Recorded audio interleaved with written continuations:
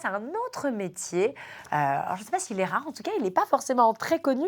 On vous explique ce matin le travail d'un kinésiologue. Qu'est-ce que la kinésiologie? Eh bien, réponse avec ma deuxième invitée, Caroline Lognon. Bienvenue, Caroline. Merci Anne. Merci. Alors, vous le dites, ce n'était pas une reconversion, mais un réalignement. Mais on va expliquer un petit peu votre parcours. Vous êtes kinésiologue depuis 3 ans à Caen, rue d'Astic. Et vous avez bientôt 50 ans, 49 ans, 90%. On s'est accordé là-dessus. C'est très bien. Moi, je trouve ça magnifique. Chaque jour compte, madame. Vous êtes née en Angleterre, arrivée en Normandie il y a 20 ans. Vous vivez donc à Caen. Vous avez été de très nombreuses années infirmière en milieu hospitalier, à domicile. Un métier passion, mais vous le dites, qui a commencé à vous consumer peu à peu, pardon. Oui, c'est toute la difficulté quand on s'astreint à exercer un métier avec passion et engagement. Il faut poser des limites, ce qui n'a pas été mon cas. Donc je suis effectivement consumée petit à petit. C'était l'occasion de prendre du recul. J'ai mis 10 ans avant de retrouver une nouvelle façon d'accompagner en fait les personnes avec ce métier de kinésiologie, vous dites. Parce que j'ai réussi à bien oui, dire plein de alors fois, souvent on dit kinésio, c'est plus facile. Kinésiologie, voilà.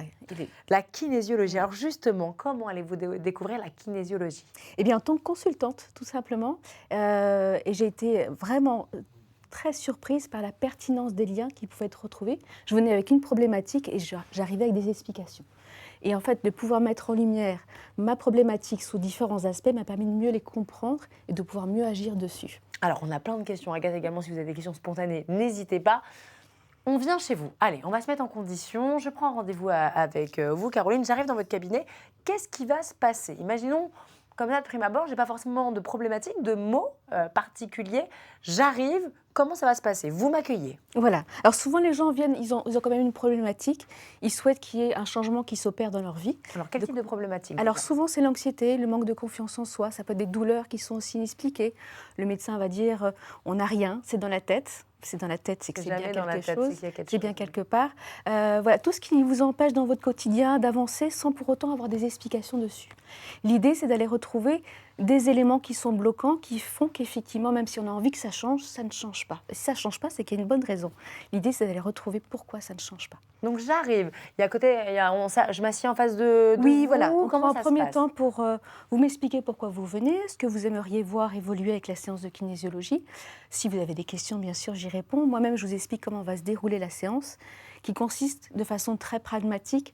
C'est un espace d'échange, en fait. Vous et moi, on va discuter à partir d'éléments que je vais apporter. Mais vous n'êtes pas ni psychiatre ni psychologue. Non, c'est vraiment une forme Quelle est votre valeur ajoutée? La valeur ajoutée, c'est... Alors, je veux dire, elles sont multiples, bien évidemment, j'imagine. Voilà, c'est ma pratique. La kinésiologie, avec ce test musculaire, permet de tout préciser. De quoi on a besoin de parler, quels sont les besoins de la personne, ses manques, quel est le type de réponse qu'on peut lui apporter et quel changement va s'opérer. Vous évoquez le test musculaire, voilà, qu'est-ce que c'est? C'est vraiment notre outil de base. En fait, on va tester le tonus d'un muscle, on appelle ça un muscle indicateur. Donc souvent, c'est le muscle de l'avant-bras. Et à l'évocation d'un stress, on va s'apercevoir que le tonus du muscle, en fait, c'est abaissé. Donc, le bras s'abaisse. Donc, quand on pose une question, qu'on parle de certaines ambiances, certaines émotions, certains mots, qu'on voit que le muscle s'abaisse, c'est qu'on est en face d'un stress. Le corps réagit. Le corps réagit. Et donc, ça, tout le monde va forcément réagir. Inconsciemment. Oui. Alors, c'est à partir du moment où la personne est en confiance, bien évidemment, parce que si elle n'est pas OK pour pratiquer la séance, si vous-même, vous n'êtes pas OK, ça ne va pas fonctionner. Donc, on est allongé et vous exercez des pressions très légères sur le corps. Exactement, une pression très douce qui est indolore. C'est l'occasion aussi pour la personne de se rendre compte comment son corps réagit. Parfois, le bras, littéralement, va s'abaisser brutalement sur la table. En fait, il y a plein d'expressions dans la langue française qui expliquent déjà ce langage du corps. Quand on dit ça passe pas, la gorge nouée, je l'ai en travers de la gorge, j'en ai plein le dos. On connaît toutes ces expressions-là. Là, on utilise aussi cette forme de réponse du corps pour pouvoir interroger l'inconscient et le mental. C'est passionnant. Combien de temps dure une séance? 1h30 en général. Et on a quand même bien Surtout de temps. Pour une première séance. Oui. On se pose. Justement, vous me parlez de première séance.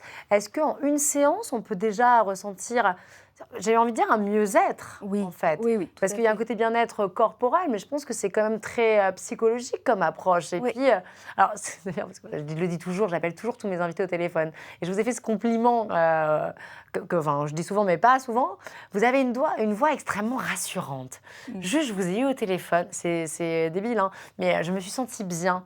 Et c'est vrai que vous avez aussi ce côté apaisement dans la voix, je ne sais pas, très englobante. J'ai raccroché, j'ai regardé Arnaud, mon collaborateur, j'ai dit qu'est-ce que ça fait du bien de parler à Caroline.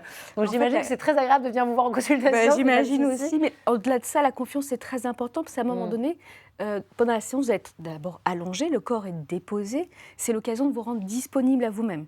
Donc c'est important d'avoir un climat de bienveillance et de confiance autour de et ça. En parlant de confiance, vous recevez régulièrement des enfants, Caroline. Oui, Et oui. même question, pour quel type de soucis? Alors souvent, c'est les problématiques liées à l'énurésie, au pipi au lit, de la gestion des émotions, des colères qui sont difficiles à gérer pour les parents. Aussi des problématiques liées à la peur, à l'école aussi, des difficultés d'apprentissage. Voilà, à partir du moment où le mental va venir un peu se greffer dans le quotidien et poser problème, on peut aller s'intéresser à ça. Donc une séance peut déjà être un déclic formidable, plusieurs séances. Et se passer de combien de temps les séances? Toujours au minima 3 semaines. Et en général, c'est 4-5 semaines. Il faut laisser reposer. Et voilà, le temps d'intégrer, comme on dit. Bon, parlons néanmoins bassement pécunier, ça coûte combien? C'est 1h30, on le rappelle. C'est 1h30. Une séance dure 1h30, effectivement, c'est 75 € la séance. Avec certaines mutuelles qui prennent en charge. Tout à fait. Il ne faut pas hésiter à se renseigner. Et à partir de quel âge on peut venir vous voir? Vous parlez des enfants, est-ce qu'on peut venir des 2-3 ans jusqu'à... Et même plus jeunes. Oui? Très jeunes. Même des bébés? Même des bébés. Ah bon? Oui, oui.